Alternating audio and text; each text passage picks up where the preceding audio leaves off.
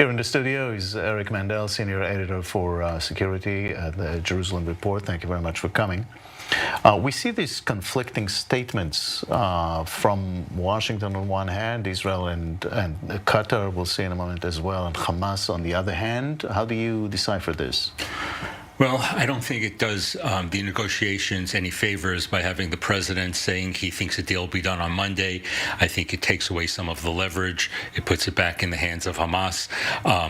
I think there's a lot of political things going on here. I think President Biden has tremendous pressure to get a hostage deal. There is certainly tactically thinking that during Ramadan, from an Israeli point of view, maybe that's not the best time to proceed because things could be inflamed in the West Bank or elsewhere. So I think there's politics coming in.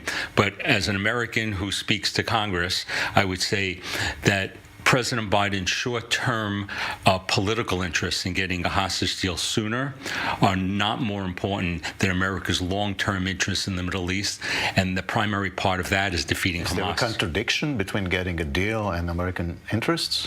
The deal is a short-term. The president is now using the word ceasefire as opposed to pause. Once this pause, ceasefire for 40 days, that's the maybe a little longer, there's going to be tremendous pressure on Israel to turn this into a permanent ceasefire. And if Israel does not do what it needs to do at the end here, which is to dismantle Hamas's infrastructure and get rid of the terrorists, that will be a victory of Hamas, and that will undermine all of Israel's long-term and American interests in bringing in the Saudis into relationships. So it's in Israel's interest to delay a deal, to release the hostages? It's so hard. As an American, I can give you some objective points of view here. When I was here on I24 on the week of October 7th, everybody was talking, it was unanimous, we must destroy Hamas.